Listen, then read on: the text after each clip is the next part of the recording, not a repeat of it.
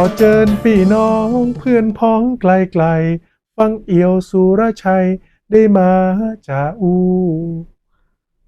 สวัสดีครับสวัสดีและก็ต้อนรับท่านผู้ชมและท่านผู้ฟังนะครับเข้ามาติดตามรายการสปะเรื่องเมืองเหนือกับไอเอี่ยวสุรชัยนะครับทางดิจิตอลทีวี NBT ภาคเหนือช่อง11เฮาพากันกู้วันเสาร์และก็วันอาทิตย์นะครับบ่าย3 โมงถึงบ่าย3 โมงเกิงยามค่ำคืน4 ทุ่มเกิงจนถึง5 ทุ่มเนาะได้พอได้กอยกันเป็นประจำนะครับไอเอี่ยวสุรชัยจากสำนักงานประชาสัมพันธ์จังหวัดเชียงใหม่นะครับตอนนี้ย้ายหน่วยงานแล้วเนอะแต่ยังคงมาจัดรายการสปะเรื่องเมืองเหนือกันอยู่นะครับปกติแล้วก็จะเป็นทีมโฆษกของจังหวัดเชียงใหม่นะครับอู้จ๋าเรื่องราวที่น่าสนใจนำข้อมูลต่างๆมานำเสนอให้ได้ติดตามติดตามฟังกันนะครับรายการของเรามีสปะเรื่องราวแต้ๆเลยนะครับบอกว่าจะเป็นเพลงกำเมืองม้วนๆนะวันนี้จะมีเพลงใหม่ของไอเชนราเชนเนอร์มาฮือพอฮือกอยกันในบรรยากาศของการฮ้องสดดีดกีตาร์กันสดๆอีนะจะเป็นจะได้กันพ่องต้องติดตามนะครับส่วนเรื่องที่ไอเอี่ยวสุรชัยใครอูใครเล่าให้กับหมู่เฮาได้ติดตามให้ได้ฟังกันเนี่ยนะครับก็จะเป็นเรื่องของเจียงใหม่ที่เปิ้นมีการเดินทางเข้าถวายบังคมพระบรมศพสมเด็จพระนางเจ้าสิริกิติ์พระบรมราชินีนาถพระบรมราชชนนีพันปีหลวงนะครับเป็นแบ่งกันเป็นแต่ละจังหวัดเนาะเรียงตามหมวดอักษรกันไปนะครับที่ผ่านมาเนี่ยจังหวัดเชียงใหม่เปิ้นก็ได้มีคณะเดินทางชุดแรกนะครับถือว่าเป็นตัวแทนของประชาชนชาวจังหวัดเชียงใหม่และก็มีบรรยากาศที่เปิ้นเข้าไปกรุงเทพนะครับที่พระที่นั่งดุสิตมหาปราสาทตัดห้านนะครับเนาะเดี๋ยวจะได้พอได้กอยกันนะครับนอกจากนี้นะครับที่ผ่านมาเนี่ยนายกรัฐมนตรีและรัฐมนตรีว่าการกระทรวงมหาดไทยเปิ้นได้เดินทางมาตรวจราชการที่จังหวัดเชียงใหม่เนอะมาติดตามถึงเรื่องของโครงการขุดลอกลำน้ำปิงนะครับที่ถือว่าเป็นผลสำเร็จลุล่วงไปได้สร้างประโยชน์ให้กับพี่น้องประชาชนบ่ให้เกิดน้ำท่วมในเขตเมืองเชียงใหม่ในช่วงที่ผ่านมาเนาะเหมือนปีก่อนๆนะปีนี้โชคดีน้อยนะครับรวมไปถึงนะครับเปิ้นมาแถลงข่าวปฏิบัติการที่ยับยาเสพติดรายใหญ่รายสำคัญของภาคเหนือได้แล้วก็ยังมีอย่างก็ปฏิบัติการที่เปิ้นว่าตัดหมอกเวียงแหงนี่นะนะครับเนาะก็มายับนะครับตัดหมอกเวียงแหงยับตึงระดับในอำเภอปลัดจังหวัดกลุ่มขบวนการที่เกี่ยวข้องในการสวมตั๋วผู้ที่ไร้สถานะทางทะเบียนราษฎร์นี่นะครับคือได้เป็นคนไทยมีบัตรประชาชนเนี่ยมันเป็นขบวนการที่ผิดกฎหมายกันโดนดำเนินคดีกันยกใหญ่เลยกันนี้ถือว่าเป็นเรื่องที่หมู่เฮาต้องให้ความสำคัญเพราะว่ากระทบกับความมั่นคงนะครับส่วนช่วงอื่นๆ NBT Review นะครับ NBT Review เนี่ยวันนี้แก่งบอลเนอร์จะเหมาะขนาดไหนเอาบอลมาไซนะครับเอาไปนึ่งแล้วไปแกงบอลนี่นะเป็นเมนูแหมนึ่งเมนูนะครับที่หลายๆคนชื่นชอบเนาะแล้วก็หากินได้ยากด้วยนะจะเป็นจะได้กันพ้องต้องติดตามในรายการและเหมือนเคยครับปิดท้ายกับสุภาษิตกำข้าวกำบะเก่าล้านนากับท่านอาจารย์ขวัญชัยสุรินทร์ศรีมาสอนจิตสอนใจมูเฮาเหมือนเคยนะครับเน้อเอาละเริ่มต้นรายการในลักษณะอย่างไอเอี่ยวสุรชัยเคยให้ท่านผู้ชมได้ม่วนอกม่วนใจกันก่อนนะครับเนาะต้องฟังเพลงกะ ฟังเพลงให้มันม่วนอกม่วนใจเป็นเพลงสบายๆนะครับชื่อเพลงว่าคนข้างล่างจากไอเชนราเชนหลายๆคนบอกว่าคนข้างล่างจะได้เฮาต้องเป็นคนที่สูงกะเพราะว่าเฮาอยู่ห้วยอยู่ดอยเนาะทางภาคเหนือบ้านเฮานี่นะไปติดตามเพลงม่วนๆจากไอเชนราเชนกันแล้วกันนะครับ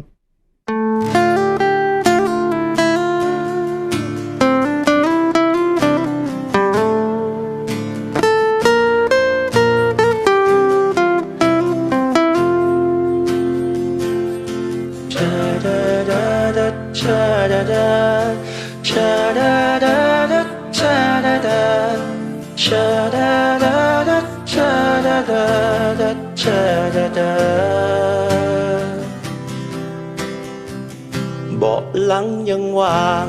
มอเตอร์ไซค์ห่างยังไร้คู่ควง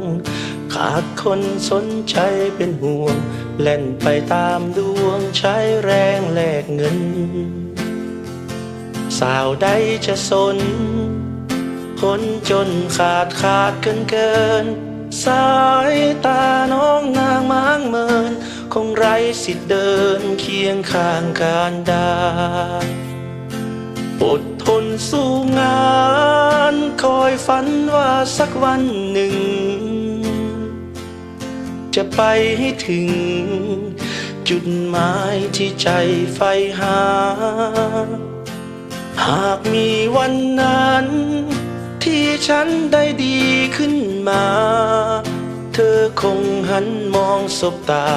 ยอมพูดยอมจาไม่ลาร้างไกล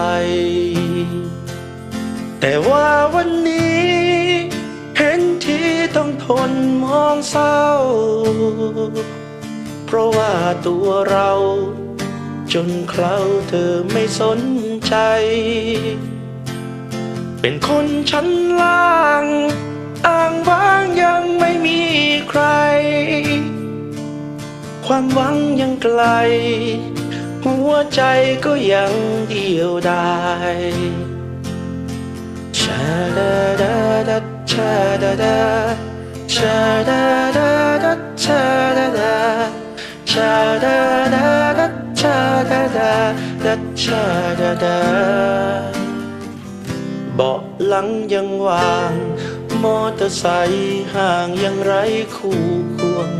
ขาดคนสนใจเป็นห่วงเล่นไปตามดวงใช้แรงแลกเงินสาวใดจะสนคนจนขาดเกินสายตาน้องนางมางเมินคงไร้สิทธิ์เดินเคียงข้างการดาแต่ว่าวันนี้เห็นที่ต้องทนมองเศร้าเพราะว่าตัวเราจนเคล้าเธอไม่สนใจเป็นคนชั้นล่างอ้างว้างยังไม่มีใครความหวังยังไกล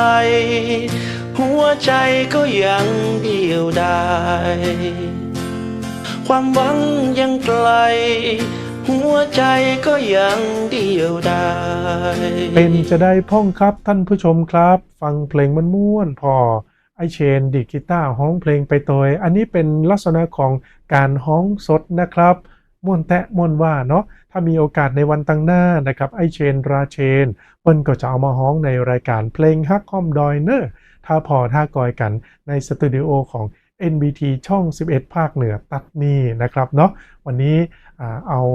เป็นมิวสิกวิดีโอเป็น MV มาให้ได้พอได้กอยกันเขาส่งเสริมศิลปินล้านนาคนเมืองบ้านเฮานะครับถ้าเกิดว่าท่านใดมีผลงานเพลงม่วนๆเนี่ยนะไอเอียวสุรชัยก็จะยิบยกนำมาให้ได้พอได้กอยกันตั้งหน้าจอโทรทัศน์กันต่อไปในลักษณะอย่างอีนะครับ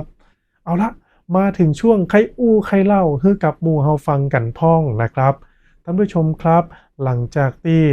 สมเด็จพระนางเจ้าสิริกิติ์พระบรมราชินีนาถพระบรมราชชนนีพันปีหลวงพระองค์ท่านได้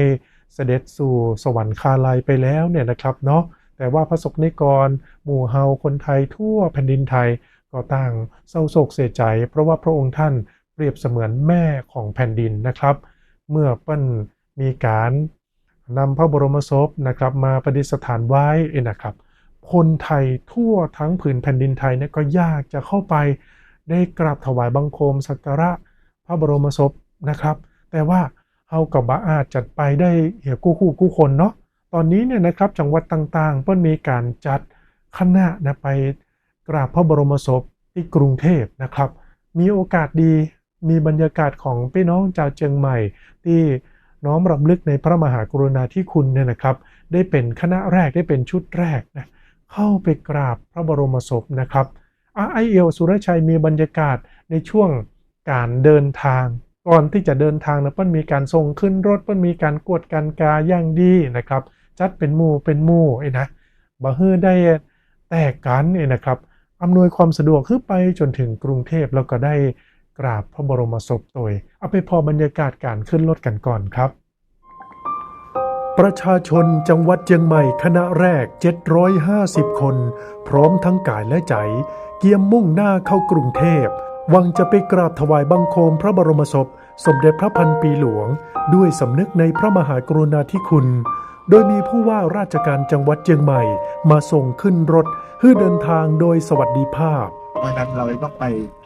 ในลักษณะที่เป็นความพร้อมเพรียงกัน เพราะว่าจะเข้าไปเนี่ยก็เข้าไปพร้อมกันครับดังนั้นการดูแลพี่น้องประชาชนที่อยู่ในรถนะครับและการประสานงานกันระหว่างรถแต่ละคันอันนี้เป็นเรื่องสำคัญดังนั้นก็ขอให้ทุกท่านช่วยครับในการอำนวยความสะดวกพี่น้องประชาชนที่จะไปถวายบังคมพระบรมศพในครั้งนี้ให้เป็นไปด้วยความเรียบร้อยแล้วก็สมพระเกียรตินะครับแล้วก็ขอให้เดินทางกลับ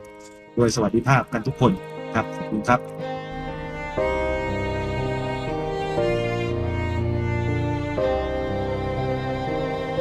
โดยประชาชนคณะแรกนี้มี750คนประกอบไปด้วยอำเภอกัลยาณิวัฒนาฮอดแม่แจ่มอมก๋อยสันป่าตองและอำเภอแม่ริมสำหรับเตื้อที่2จะมีวันที่9ธันวาคมเตื้อที่3วันที่28ธันวาคมและเตื้อที่4วันที่16มกราคม2569โอ้ท่านผู้ชมครับอันนี้ก็เป็นบรรยากาศการส่งขึ้นรถเนาะโดยท่านผู้ว่ารัฐพลนราดีศรผู้ว่าราชการจังหวัดเชียงใหม่นะครับก็ได้พร้อมกับหน่วยงานที่เกี่ยวข้องไปอำนวยความสะดวกไปส่งขึ้นรถนะครับคือเป็นตัวแทนจังหวัดเชียงใหม่คณะแรก750คนด้วยกันเนาะจากอำเภอต่างๆส่วนใหญ่ก็จะเป็นอำเภอที่อยู่ไกลๆนะครับนอกจากนี้พอเปิ้ลได้ไปถึงกรุงเทพแล้วนะพี่น้องตัวแทนจากจังหวัดเชียงใหม่เปิ้ลก็ถ่ายรูปมาถ่ายคลิปมาให้หมู่เฮาได้พอได้กอยกันเนอะเพื่อว่ารุ่นต่อๆไปหรือว่าจังหวัดอื่นๆจะได้เข้าไปกราบถวายบังคมพระบรมศพสมเด็จพระพันปีหลวงในโอกาสต่อๆไปกันโดยนะครับเนาะบรรยากาศจะเป็นจะได้กันพ้องจะได้หันกันตั้งนอกเนอะตั้งในแต่ก็บัดสะดวกที่เปิ้ลจะบันทึกภาพถ่ายภาพตัดหันไอเอียวสุรชัยก็ได้นำคลิปจากสำนักงานประชาสัมพันธ์จังหวัดเชียงใหม่มาให้ได้พอได้กอยกันลองไปพอบรรยากาศกันนะครับสำนักงานประชาสัมพันธ์จังหวัดเชียงใหม่ขอนำภาพบรรยากาศที่ประชาชนเจ้าเชียงใหม่ได้เดินทางเข้าไปกราบถวายบังคมพระบรมศพสมเด็จพระนางเจ้าสิริกิติ์พระบรมราชินีนาถพระบรมราชชนนีพันปีหลวงณพระที่นั่งดุสิตมหาปราสาทโดยคณะได้เดินทางไปถึงสนามกีฬากองทัพอากาศตั้งแต่เวลา 6:30 นาทีจากนั้นได้เริ่มเข้ากราบถวายบังคมพระบรมศพเวลา 7:28 นาทีและเสร็จสิ้นในเวลา 12:45 นาทีก็ถือว่าเป็นบุญตะแต้นะครับที่ชาวเชียงใหม่ได้เข้าไปกราบพระบรมศพและเปิ้ลยังได้บันทึกภาพบรรยากาศภายนอกส่งมาให้หมู่เฮาได้หูได้หันตยและถ้าใครมีโอกาสในครั้งต่อๆไปจังหวัดเชียงใหม่ก็จะได้นำคณะเข้าไปร่วมกราบถวายบังคมพระบรมศพกันแหมหรือว่าท่านจะสะดวกไปคนเดียวก็สามารถที่จะเดินทางไปได้นะครับเพราะหมู่เฮาในฐานะพระสกนิกรจากจังหวัดเชียงใหม่ก็น้อมรำลึกในพระมหากรุณาธิคุณของสมเด็จพระนางเจ้าสิริกิติ์พระบรมราชินีนาถพระบรมราชชนนีพันปีหลวงครับเป็นบุญเป็นกุศลของเฮาเป็นสิริมงคลกับเฮาที่เฮาได้น้อมรำลึกในพระมหากรุณาธิคุณของสมเด็จพระพันปีหลวงนะครับนายกรัฐมนตรีก็จะเดินทางมาเนาะผู้เตือนนี่หลายๆคนอาจจะไม่ได้หันบรรยากาศสักประได้นะครับวันนี้ไอเอียวสุรชัยได้มีโอกาสไปร่วมทำข่าวแล้วก็ไปต้อนรับนายกรัฐมนตรีที่ท่าอากาศยานทหารกองบิน41ที่จังหวัดเชียงใหม่ก็จะมีเบื้องหลังมาให้ได้พอได้กอยกันนะครับลองไปพอกันแล้วว่านายกมาเนี่ยมีไผ่ไปต้อนรับจะได้กันพ้องนะครับมาแล้วครับมาแล้วนายอนุทินชาญวีรกูลนายกรัฐมนตรีและรัฐมนตรีว่าการกระทรวงมหาดไทยได้เดินทางมาถึงจังหวัดเชียงใหม่แล้วครับโดยเครื่องบินได้ลงจอดที่ท่าอากาศยานทหารกองบิน41มีนายรัฐพลนราดีศรผู้ว่าราชการจังหวัดเชียงใหม่พร้อมด้วยรองผู้ว่าราชการจังหวัดเชียงใหม่ส่วนราชการทหารตำรวจและหน่วยงานที่เกี่ยวข้องร่วมให้การต้อนรับครับ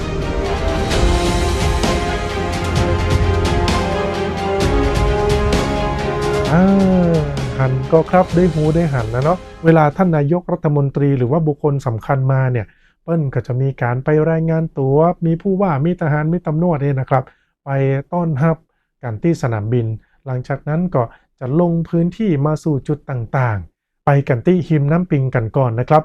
นายกรัฐมนตรีนะครับนายอนุทินชาญวีรกูลเปิ้ลยังเป็นรัฐมนตรีว่าการกระทรวงมหาดไทยตัวเนอร์เปิ้ลลงพื้นที่มาที่หิมแม่น้ำปิงนะครับมาเป็นประธานในพิธีส่งมอบโครงการขุดลอกแม่น้ำปิงนะครับเนี่ยชื่อโครงการนี้นะครับเป็นแผนขุดลอกแม่น้ำปิงหรือว่าโครงการเพิ่มประสิทธิภาพการรองรับการไหลของแม่น้ำปิงเพื่อป้องกันอุทกภัยเขตเมืองเชียงใหม่ระยะเร่งด่วนระหว่างพลเอกอุกฤษบุญตานนท์ผู้บัญชาการทหารสูงสุดก็ส่งมอบโครงการให้กับนายรัฐพลนราดีศรผู้ว่าราชการจังหวัดเชียงใหม่โดยมีผู้บริหารกระทรวงหัวหน้าส่วนราชการหน่วยงานที่เกี่ยวข้องพี่น้องประชาชนชาวเชียงใหม่เข้าร่วมพิธีนะครับโครงการนี้เนี่ยนะสำนักงานพัฒนาภาค3หน่วยบัญชาการทหารพัฒนาก็ดำเนินการเนาะเพื่อแก้ไขปัญหาระบายน้ำแม่น้ำปิงที่มันถูกตะกอนหินดินทรายทับถมมาหมดนะครับขวางตั้งน้ำเนี่ยกันอันนี้เป็นสาเหตุหนึ่งที่ทำให้เกิดน้ำท่วมเชียงใหม่ครั้งใหญ่เมื่อปีที่ผ่านมาเกิดความเสียหายเป็นวงกว้างตึงชีวิตแล้วก็ทรัพย์สินเนาะแล้วก็ภาคการเกษตรโดยรวมถึงเกิดผลกระทบต่อเศรษฐกิจสร้างความเสียหายรวมกว่า 5,000 ล้านบาทเผลอๆจะนักกว่านั้นแหมซ้ำนะครับปบป.ต้องจ่ายเงินเยียวยาช่วยเหลือประชาชนแหมนะจังหวัดเชียงใหม่ก็ได้รับการสนับสนุนงบประมาณจากรัฐบาลตั้งแต่รัฐบาลที่ผ่านมาแล้วเนาะโดยสำนักงานพัฒนาภาค3หน่วยบัญชาการทหารพัฒนาโครงการชลประทานเชียงใหม่สำนักงานป้องกันและบรรเทาสาธารณภัยจังหวัดเชียงใหม่หน่วยงานที่เกี่ยวข้องก็เร่งดำเนินการเลยนะครับได้ดำเนินการเป็น5ตอนขุดลอกแม่น้ำปิงครอบคลุมระยะทาง41กิโลเมตรตั้งแต่ตำบลสันโป่งอำเภอแม่ริมผ่านเขตอำเภอเมืองเชียงใหม่ลงไปจนถึงตำบลศพแม่คาอำเภอหางดงนะครับล่าสุดก็เสร็จสมบูรณ์แล้ว 100% ช่วยระบายน้ำได้จัดดีนะครับลดความเสี่ยงน้ำท่วมซ้ำซากในเขตเมืองเชียงใหม่ปีนี้ไปได้นะครับเนี่ยป่าบป.เปิ้ลก็มีการปล่อยปลาตะเพียนขาวปลาสวาย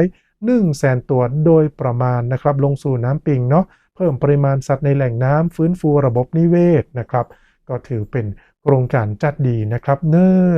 นี่ยก็ได้ช่วยให้พ่อแม่พี่น้องนะครับคลายกังวลเรื่องน้ำท่วมลงไปได้จ้าดนักเลยเนาะถ้าความเสียหายมันเกิดขึ้นนะมันเสี่ยงนักท่านผู้ชมครับไหนจะเงินเยียวยาไหนพ่อแม่พี่น้องจะเสี่ยงสร้างฟื้นฟูตึงทรัพย์สินของตัวเก่าทรัพย์สินของทางราชการก็มีนะครับแต่พอเพิ่นขุดลอกเนี่ยใจสตุ้งสตางค์บ่ต่อใดเนี่ยแต่มันช่วยเพิ่มการระบายน้ำไหลลงไปได้จ้าดดีไอเอี่ยวสุรชัยกระตึงว่าดีนะสำหรับโครงการนี้เนาะต้องมันขุดลอกนะสัก 4-5 ปีขุดเตื้อนึงก็ยังดีที่ผ่านมาเนี่ยเป็น10 กว่าปีนะกว่าจะได้ขุดในเตื้อนี้นี่นะโอ้ลำบากตะแต้เลยนะครับดินทรายมันก็ตื้นมันก็เขินทำให้ฝนตกลงมาน้ำก็ท่วมกันแหมก็หวังว่าในโอกาสต่อๆไปเนี่ยจะลดความเสี่ยงต่อน้ำท่วมลงได้เนาะท่านผู้ชมครับนอกจากนี้ท่านอนุทินชาญวีรกูลนายกรัฐมนตรีและรัฐมนตรีว่าการกระทรวงมหาดไทยยังได้มาแถลงข่าวที่กองบัญชาการตำรวจภูธรภาค5ก็อยู่หิมน้ำปิงนะครับไอเอี่ยวสุรชัยก็ได้ลงพื้นที่ไปติดตามตัวเหมือนกันเนาะจะมาเล่าข้อมูลให้ได้ฟังกันนะครับเปิ้ลได้มีการแถลงปฏิบัติการตัดหมอกเวียงแหงครับขบวนการนำคนต่างด้าวมาสวมตัวและก็ทำหลักฐานเท็จในพื้นที่อำเภอเวียงแหงจังหวัดเชียงใหม่ปบป.ก็แถลงการปราบปรามยาเสพติดในภาคเหนือ3คดีใหญ่ได้ยาบ้า11 ล้านเม็ดไอซ์ล็อตใหญ่500 กิโลกรัมเลยนะครับท่านนายกรัฐมนตรีแล้วก็มีท่านรัฐพลนราดีศรผู้ว่าราชการจังหวัดเชียงใหม่ตำรวจทหารฝ่ายปกครองปปสปปทปปชร่วมกันแถลงผลปฏิบัติการตัดหมอกเวียงแหงเป็นการดำเนินคดีกับขบวนการที่เอาคนต่างด้าวมาสวมตัวทำหลักฐานเท็จนะครับกระทบต่อความมั่นคงหลังเปิ้ลปาว่าเจ้าหน้าที่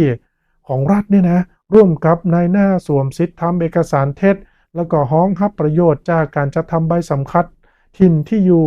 แล้วก็สัญชาติไทยโดยมีพฤติกรรมเรียกรับผลประโยชน์ จัดทำใบสำคัญถิ่นที่อยู่ถาวรให้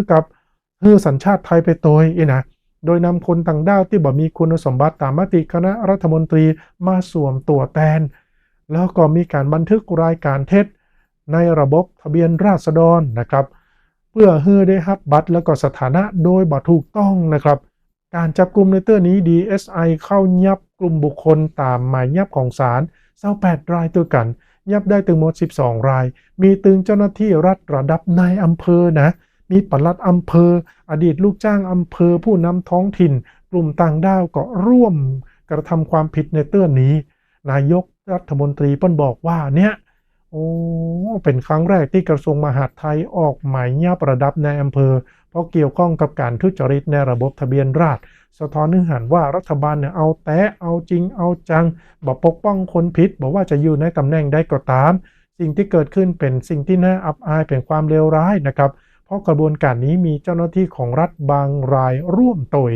หาผลประโยชน์นะครับทั้งที่ประเทศไทยเนี่ยได้รับการชื่นชมจาก UNHCR ในการยุติสถานะไร้รัฐไร้สัญชาติแต่กลับมีคนฉวยโอกาสหาผลประโยชน์จากความเดือดร้อนในเตื้อนี้นะแถมเรื่องนึงครับท่านผู้ชมนายกแถลงการยับกลุ่มที่ลักลอบขนยาเสพติดรายใหญ่รายสำคัญของภาคเหนือยึดยาบ้า11ล้านเม็ดไอซ์500กิโลกรัมนะครับอย่างคดีแรกนี่อยู่ที่เจียงไฮ้ครับเปิ้นไปตรวจสอบรถยนต์กระบะมาสด้าสีน้ำตาลบรรทุกหญ้าคาเต็มท้ายรถเลยนะตั้งในซุกซ่อนนะครับซุกซ่อนปะยาบ้า24กระสอบรวม6ล้านเม็ดนะเปิ้นก็ส่งดำเนินคดีส่วนคดีที่2ก็ยับได้เมื่อวันที่16พฤศจิกายนที่ผ่านมานะครับยับได้2รายตัวกัน2คดีเนาะผู้ต้องหาใช้รถยนต์ลำเลียงยาเสพติดจากแนวชายแดนตังเจียงแสนเนี่ยนะลักลอบเข้าสู่พื้นที่ตอนในของประเทศเปิ้นก็เลยร่วมกันถึงตำรวจเจียงไฮ้แล้วก็ตำรวจพะเยานะครับยับนะฮะรถยนต์1กันยาบ้า17กระสอบประมาณ5ล้านเม็ดที่อำเภอดอกคำใต้นะครับคดีที่3นะครับตังเจียงไฮ้เหมือนกันนะครับพลเมืองดีเปิ้นรายงานว่ามักจะมีรถบรรทุกมีพฤติการแปลกๆนะครับเซาะเฟืองเข้าใส่รถนะเดินทางจากเจียงไฮ้ไปยังจังหวัดสุพรรณบุรีหลายเตื้อเขาจะอำพรางอย่างไว้ก่อมีสิ่งผิดกฎหมายไว้ก่อนะครับเนาะเปิ้นกับเฝ้าติดตามกันยับได้นะครับขณะที่กำลังขนฟางหรือว่าเฟืองเข้าเนี่ยนะใส่ใต้รถบรรทุกอำพรางไว้จากการตรวจค้นปะไอซ์จำนวน20กระสอบรวม500กิโลกรัมนะครับบรรทุกอยู่กระบะใต้รถนะครับก็คือการรับสารภาพว่าไปรับลำเลียงมาจากอำเภอเจียงแสนเจียงไฮ้นะแล้วก็จะไปส่งปุ้นจังหวัดพระนครศรีอยุธยานะครับเป็นเรื่องของจังหวัดเจียงใหม่เนาะที่ผ่านมาเนี่ยเป็นเรื่องใหญ่เรื่องดังที่เกิดขึ้นไอเอี่ยวสุรชัยก็เอามามาเล่าให้กับหมู่เฮาได้ติดตามได้รับรู้กันในรายการสปะเรื่องเมืองเหนือกับไอเอี่ยวสุรชัยนะครับมาถึงช่วงของ NBT Review กันพ้องนะครับของกินของว่าคนเมืองบ้านเฮาเนี่ยมีหลากหลายมีสปะเมนูตะแต้เลยนะครับวันนี้จะเป็นแกงบอนเนอร์อันบอนมาได้นี่มาจากคันเลยเนาะแต่อันนี้เปิ้นไปปรุงให้มันสุกผ่านกระบวนการใส่เครื่องปรุงเหมาะขนาดแกงบอนใส่หนังไม่ใช่ภาพยนตร์นะแกงบอนใส่หนังหนังงัวกะหนังควายกะหรือว่าหนังหมูจะได้กระบอกหัวนะครับเอาไปติดตามกันจากคลิปของคุณสรินทิพย์แสงทองเดี๋ยวจะรอพอนะถ้าจะเหมาะขนาดเนาะอีพี่เจ้าแกงบอนลามบอนเนี่ยยังได้น้องอยู่ไก่บ้านไก่จ้องขยากบางเตือเนี่ยบาจ่างหาซื้อตีเปิ่นกับบาทุกอกถูกใจไปวันนี้เขาแปลงแกงบอนมอๆแบบคนเมียงสมัยปะอุ้ยแม่อุ้ยสอนมาจัดลำตัวกันเด้อเจ้าบอนของอีปีกองโจโฟตะกี้20 บาทคุณยายเปิ่นขายฮื้อมัด10 บาท2มัดหนังตัวนี้3ถุง20 บาทตุบเหี่ยกำแจ่น้ำไว้เลิบเหยือกย้ายอย่างมอซอยเป็นกอมวันนี้จะเป็นคนดังยะกับเต๋าโลเด้อเจ้าไหซึ่งหม้อค้างใส่น้ำเตรียมฮื้อเรียบร้อยไอออกลวงเอาบอนของลงนั่นเป็นบะเขือแจ้เด้อเจ้าบะเขือแจ้ใส่หยังฮือเปิ่นหายหื้นฮือเปิ่นหายคันหมอกเอียเจ้าหนึ่งเรียบร้อยจนบอนของเฮาเปื่อยแต่ก็ถือว่าเสร็จขั้นตอน การหนึ่งบอนเดอเจ้าเครื่องของเปิ้นเครื่องแกงง่ายๆเหมือนเครื่องแกงอ่อมพริกแห้งหอมขาวหอมแดงข่าจะไคร้บะแควนแก่นหอมปอมกะปิมีหมอกเอียเจ้าตำจนแล้วคอใหญ่ๆก็ตึงจะคือขนาดแล้วละปุบเฮาก็จะขวดออกน้ำล้างหกบะใจเด็ดขาดแกงบอนอีปีจะบาผสมน้ำเด้อเจ้าบะชอบแกงบอนตีมีน้ำชอบแกงบอนตีแบบแห้งๆเริ่มเข้าสู่ขั้นตอนแกงบอนบ้านเฮาห่ำคู่หาแม่อุ้ยเหียก่อนหม้อค้างขี้เก่าน้ำมันข้าวเยาะหอมเจียวพริกทอดขัดบะได้เด็ดขาดน้ำมันติดก้นหม้อค้างเครื่องแกงตีอีปีตำไปตะกี้คัวพัดป้าโตแสบหน้าแสบตาแสบปอดจามเหนียวปิเหนียวปอดก็ว่ากันไปเด้อเจ้าเอาแฮมประมาณนั่นเลยของอีปีนะบอนที่เฮานึ่งตะกี้จะใส่กำเกิงเหียก่อนเด้อเจ้าพอละปุ๊บมันจะหยอบหรือว่ามันจะปุสีจะหยอบอีปีกับข้าวลำบ่มใส่ไปตึงหมดเฮียแบ่งให้คุณลุงคุณป้าข้างบ้านเรียนเคียงตวยเนาะเจ้าขั้นตอนหมูนี่ก้นอย่างเดียวเคี้ยวลูกพ่อบอนตูนของเฮาเปยเหมาะดีลุยกับเครื่องแกงงามพัดตะวันแฟดสยามผงนัวรสดีใส่ไปให้หมดหนังติแจน้ำไว้หางงัวเอ็นแก้วบึงบื้อใส่ไปให้หมดเวลาครบใส่ก็จะมอจากไข่กับขาไผมีจะขาดแหมซ้ำจะคือหยอกได้เลยเด้อเจ้าบ้านอีปีเขียมแต่หลิวข้าวพัดตะวันกลเสาะห้ามมัวเงอไฟห้ามแห้งไม่กลดีขนาดเด้อเจ้าทุกอย่างลงตัวจิ้มพอจับบะคองเคียวคองกลางบะขามส้มใส่ไปกำน้อยใส่แล้วก็จิ้มใส่แล้วก็จิ้มใส่จิ้มบะจับก็ใส่ไปแหมมีหมอกเอะทุกขั้นตอนใส่ใจด้วยคนเมียงของเฮาเรียบร้อยเฮาจะตัดลิบบินละเด้ออุ้ยแคบหมูถุง10 บาทหอมปอมต้นหอมใบบะคูดหนักๆตาหลิวเข้าสวกเสกยิ้มออกมาแหมน้อยหือแล้วลั่นหนาเรียบร้อยแล้วปุ๊บสู่ขั้นตอนการรับประทานข้าวงายตักใส่จานชุ่มๆหอมเจียวข้าวอุยพริกทอดข้าวกับข้าวนึ่งข้าวแนบกับบะแข่งขมเสลียมป้าโตแม่ท่านได้สงสัยอันยังถามอีปีล้ำด้วยกันเด้อเจ้า โอ้ท่านผู้ชมครับเป็นดีน่ากินตะแต้เลยเนาะแกงบอนเนี่ยนะครับเนาะก็พอแล้วก็บ่จะยากกันยังสักตะใดแต่ ถ้าเปิ้นคืนยากก็ตึงยากบ่ได้นะครับซื้อเป็นกินนะแกงบอนการนาบบอนกับแอปบอนไกนะเหมาะตะแต้เลยนะครับอ่ะขอฮือได้ช่วยกันสืบสารวัฒนธรรมการกินกันอยู่ของคนเมืองบ้านเฮากันละกันเนาะถ้ามีคลิปเมื่อใดมีเมนูอย่างที่น่าสนใจไอเอียวสุริชัยก็จะได้หยิบยกนำมาฮือพอฮือกอยกันในรายการสปะเรื่องเมืองเหนือในลักษณะนี้กันนะครับทางช่อง11เนอร์ท่านผู้ชมครับมาส่งท้ายกันที่สุภาษิตกำข้าวกำบะเก่าล้านนากับท่านอาจารย์ควันชัยสุรินทร์ศรีวันนี้จะเป็นสำนวนซ่อนจิตซ่อนใจหมู่เฮาสำนวนใดไปติดตามกันนะครับ สุภาษิตกำข้าวกำบะเก่าล้านนาภูมิพญาคนเมือง วันนี้เสนอกำว่า ฟังกำหมอเมื่อเชื่อกำหมอผีก่อนหลิ่งลู่นำฟังกำหมอเมื่อไปเมาหลงเชื่อฟังกำหมอผีแต่กะบ่แต่มีกะบ่มีกึดกอยดีๆลูกหลานตานเต้าของดึกดำบรรพ์เมินนานเก้าเงาหูนักหูเบาจ้องจักคติก่อนสารใครการเตือนตักยึดลักเตื่อมแทงแยงดูอย่าได้พลาดพังฟังหูไว้หูพินิจคิดดูอย่าฟังลิงลูท่องฟังกำเมื่อหลงเชื่อกำอูก้าหมอก้าครูเสี่ยงซ้